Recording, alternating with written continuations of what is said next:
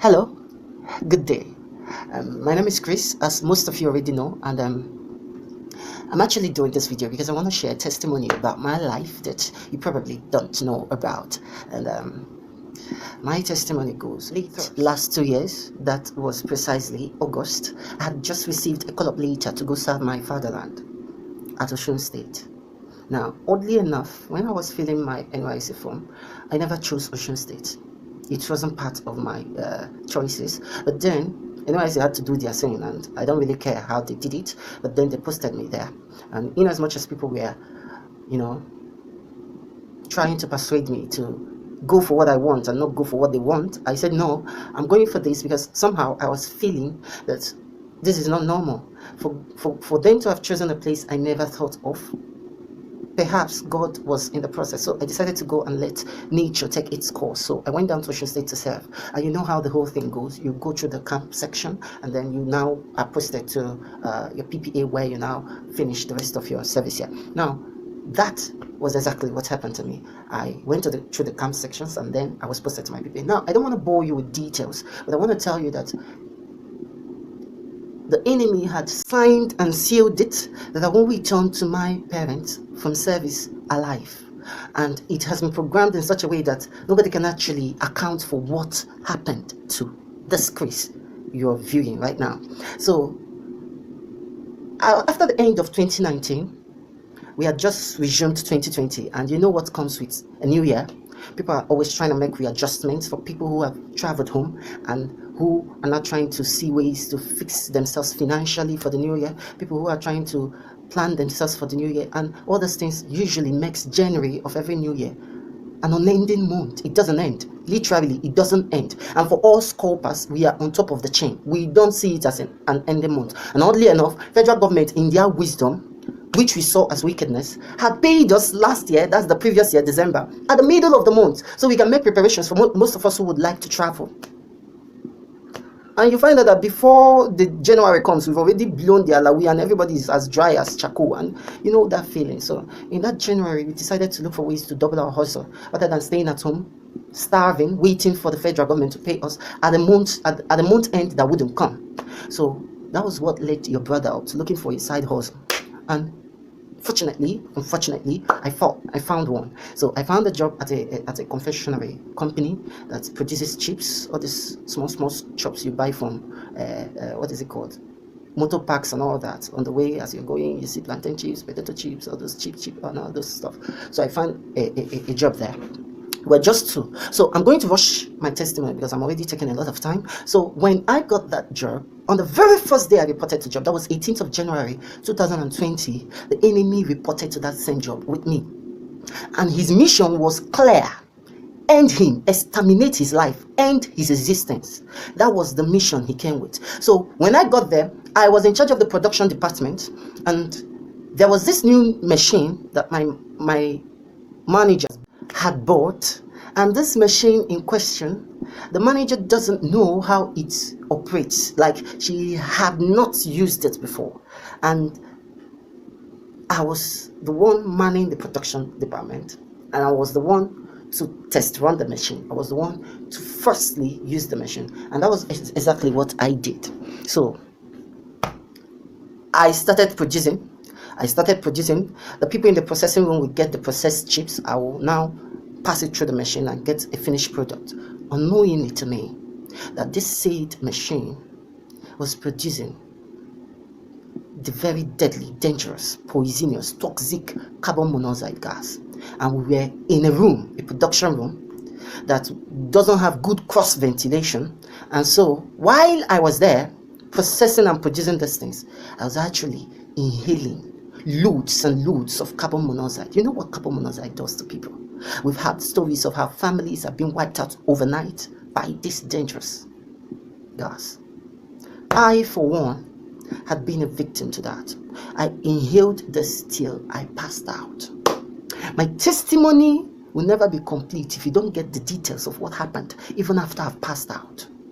So as this thing was going on, the girl who was supplying me with the processed chips started feeling dizzy, and she was complaining. She said, okay, Chris, I want to go outside. Let me see if I can get some fresh air. That's my saving grace.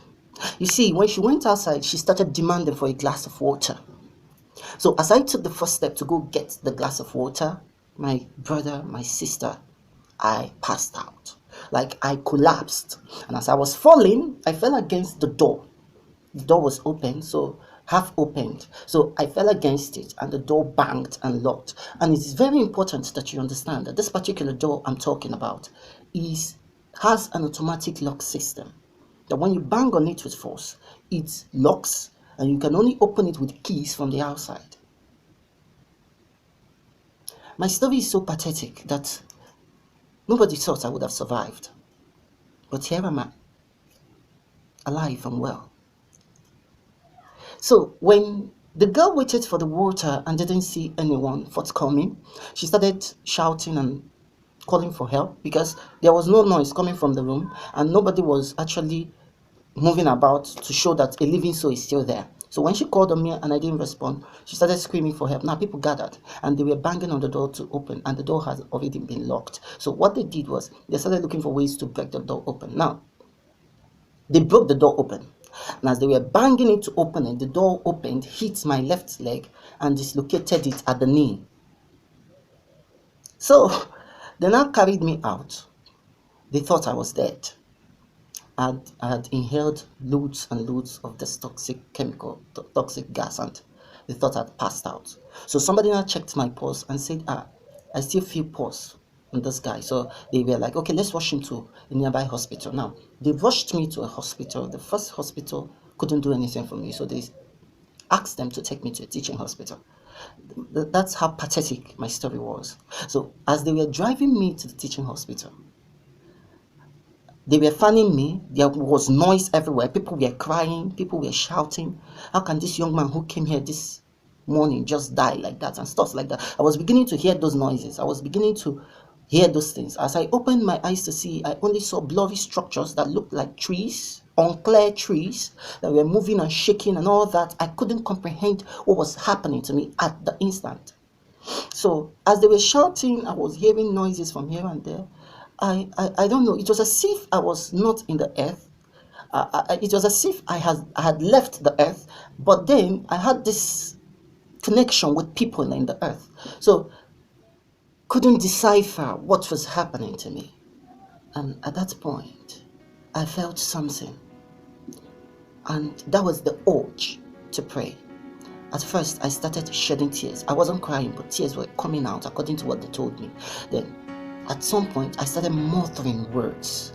Now, these words, according to them, they thought I was trying to say something. So they came close to hear what I was saying. Then they weren't understanding what I was speaking. Until a man said, he's not just speaking, he's speaking in tongues. So at that point, I was actually speaking in tongues. As I started speaking in tongue, the whole atmosphere changed in that box. We were still on our way to the teaching hospital. So it was only me at first, then another person joined. I could hear a second voice speaking. I know it was human voice, but the person was actually speaking in tongues. Then people started praying in them. It was as if an energy was activated in the bus, and it wasn't a normal energy. It was a divine energy. It was the Spirit of God who had come to intervene in my case. Now, the line that demarcated life and death in my existence was getting thinner and thinner as we were driving to the hospital. Why the grace of God that was speaking over my life was getting bigger and bigger. You don't understand it. You can't comprehend what I'm saying. I was in the shoe, so I knew where it was pinching me. They were carrying me. I was muttering these powerful words of tongue. And people were praying in that box. And I was feeling this relief. It was coming upon me like loads of life were thrown on me, and I was receiving this life into my being. God was intervening for me. And I can never ever say for a truth what I felt with words of mouth.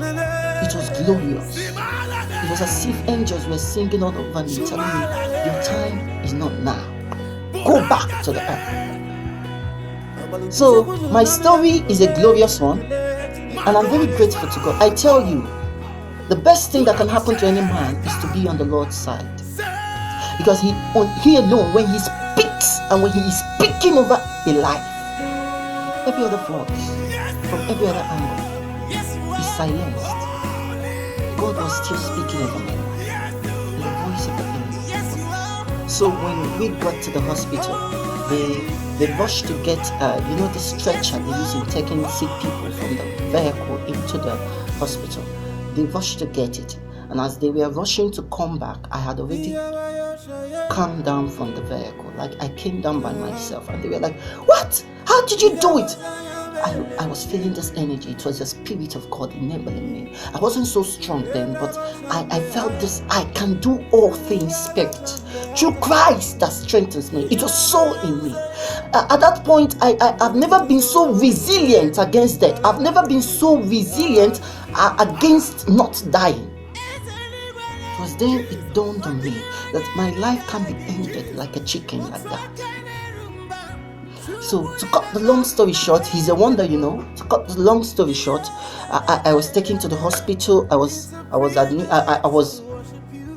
administered oxygen, and all through the night I was on oxygen. That was how severe it was. And last, God restored me, and I'm alive to tell my story. You might think it's just an ordinary story. I'm not cooking this up. It happened. Obafemi Awolowo Teaching Hospital, Osun State. That was where I was that 18th of January, all through the night.